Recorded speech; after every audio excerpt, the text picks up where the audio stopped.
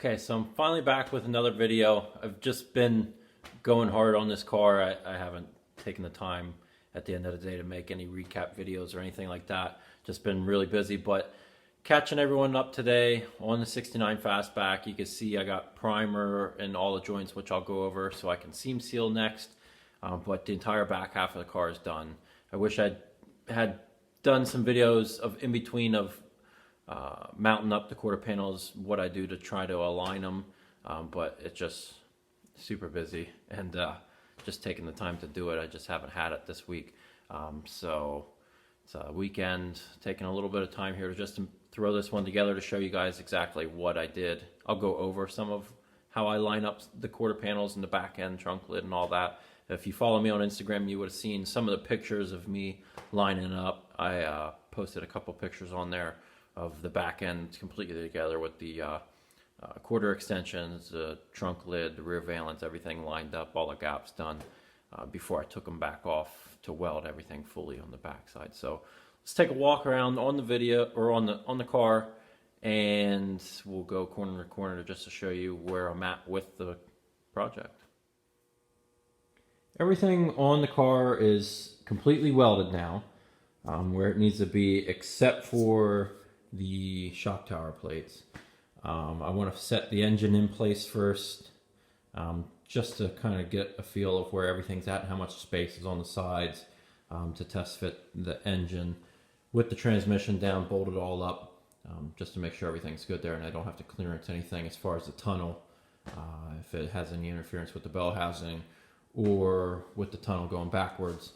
It's getting a TKO transmission with the new 5-liter, so I believe it all should fit, but I just want to make sure just in case, because you don't want to have to do any kind of metal work after the car is painted. But front end, all the welds are now completely ground down. Everywhere where you see the red primer, that's where I'm going to be seam sealing for the most part, except for the entire bottom side. All the original metal I hit with that red primer, which I'll show you in a second. It's just a good base on bare steel primer. So next thing I got to do, I got this primer, it's been on for a day, it's nice and dried up.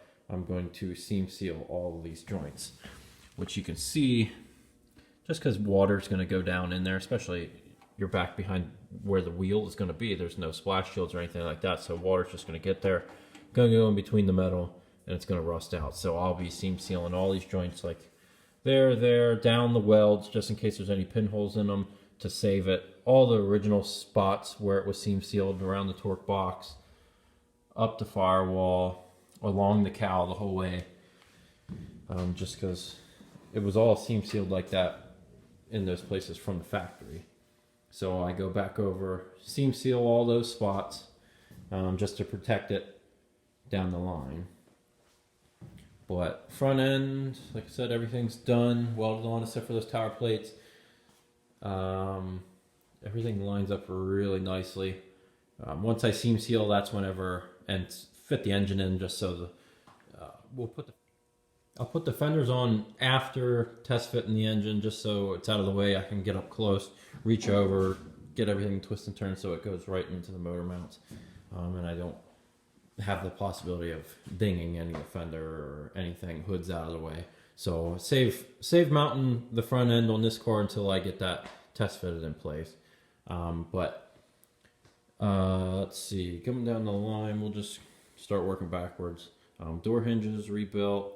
The inside is all primed in all the spots, either that were bare steel, like where I welded all the floor pan in.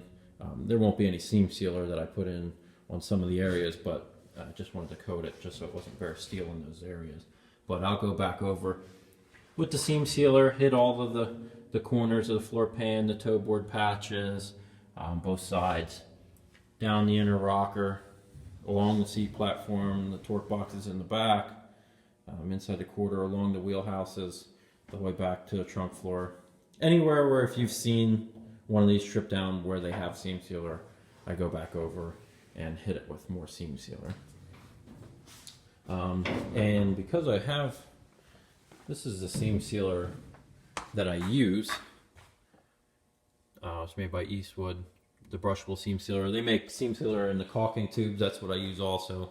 I find that stuff works pretty good, especially the brushable stuff. I just have a little, like an art brush that I'll dip it in there, spread it on, and you can control it really well so you don't overdo it, and you can get it nice and smooth. But primered the inner wheel houses because I had those bare. Everything's ground down the whole way across. The underside is all cleaned up. See if I can get it brighter. All the old undercoats off of it. Everything was down to bare. Seam sealed would be, I'm going to seam seal everything underneath. Same wherever it was from the factory. That's where I'll seam seal. And I had the subframe connectors on. They're welded in place from a while back, if you remember. It's one of my videos. I just taped them off to avoid any kind of overspray on them because they are powder coated black already. So just trying to prevent more work in the future. But you can see everything. The aftermarket panels, they fit really nice if you know where to tweak them. Like I can, on this side here, the curvature of the quarter from here to here didn't match the quarter extension very well. I made a cut right in here to shove this part of the quarter down a little bit so it fit better to the trunk lid line and to the quarter extension line. It's just a matter of getting everything to work together. And I had to put these patches in the corners here on both sides. And that's about it for the back side. Just making sure all of your panels are tight. I draw everything together with self-tapping screws and vice grips. I'll show you, I have a ton of vice grips. So, all different sizes. They help a lot. Get the right vice grips for your job. But that's what I use to screw everything together. Clamp it tight, weld it. The whole back end is held together with screws. Both quarters, the wheel houses, taillight panel, everything's just held together with screws until I weld everything. But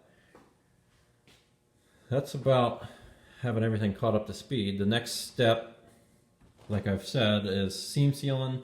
And then once that's dry, I can bolt the quarter extensions on, the trunk lid, I'll put the rear valence on, line all that up, and then I'll have that engine set in place, trim anything that I need to, and then I'll fit the whole front end. Both fenders, hood, front valence, stone guard, headlight buckets, the fender extensions. I'll line all that up as best as it possibly can, and then after that, I'll go back and fine tune all of the gaps, because if you've done new panels, you know that they need some work to get them perfect. But everyone's got their own idea of what perfect is. But I get it so it's nice and even the whole way down. You can see on this one it gets a lot thicker of a gap up at the top compared to down the center. This is about what I'm looking for, that gap there. So it's pretty good from about the whole center of the door. I'm going to try and bring the door back a little bit so I don't have to make as much of an adjustment on that end and then the bottom end because it's larger than that. Instead, I'll probably bring the door back because that might help some of my other adjustments, like at the front where it meets the fender, and as far as closing, meeting the latch properly on the inside. So I might shove that back about 1/8 of an inch, and then I'll grind out some of that center section and re-weld it and keep playing with it on that. But I'll have to do the same thing with trunk gaps, which once I make a video on having this back end lined up, you'll see that the trunk gaps are actually really nice. They need a little bit of an adjustment in the end, but I'm real happy with how the trunk lid fits on this one. And then I'll have to do the same thing at the front where the fender is going to meet the door. It'll have some little issues where it's larger in some areas and it's not a straight gap the whole way down. So I'll go back and adjust them. Fender to hood is usually pretty good when that's lined up. The only things I've ever had to do is where the hood is meeting the fender extension. The fender extension might be a little bit farther out, so I'll adjust on the hood if I need to. More so that happens more commonly in the 65 to 68 cars, just because the cowl panel is actually bolted, or I mean, sorry, it's welded in place, as opposed to 6970, the upper cowl grill piece is screwed on, so you can manipulate that by moving it forward, backward, side to side a little bit to fit your fenders better and your hood to cowl gap.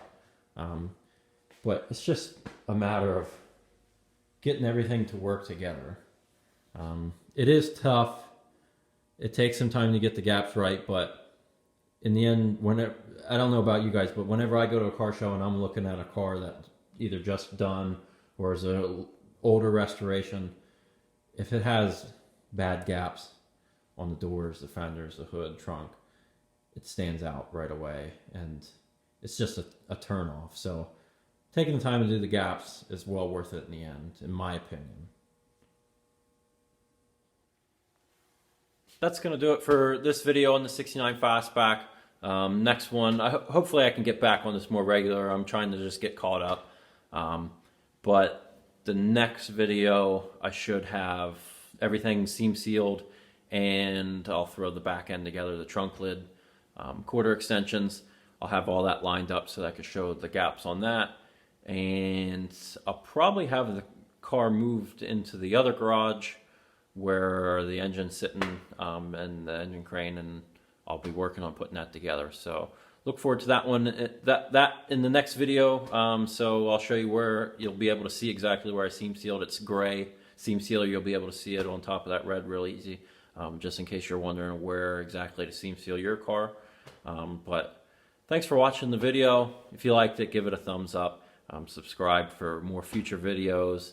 And if you don't follow me on social medias, Instagram, like I said, I haven't posted a video on here in a week or so, but I have put up some pictures in between. It's an easy way to see more so what I'm doing day to day. But I'm trying to get back more on these videos here in the upcoming weeks, just to show this car as it's getting finished up here. And especially whenever I'm doing gaps, I'll make sure that I do a good video on that, just to go over that, because that's always a question, is gaps. So thanks for watching the video, and we'll see you in the next one.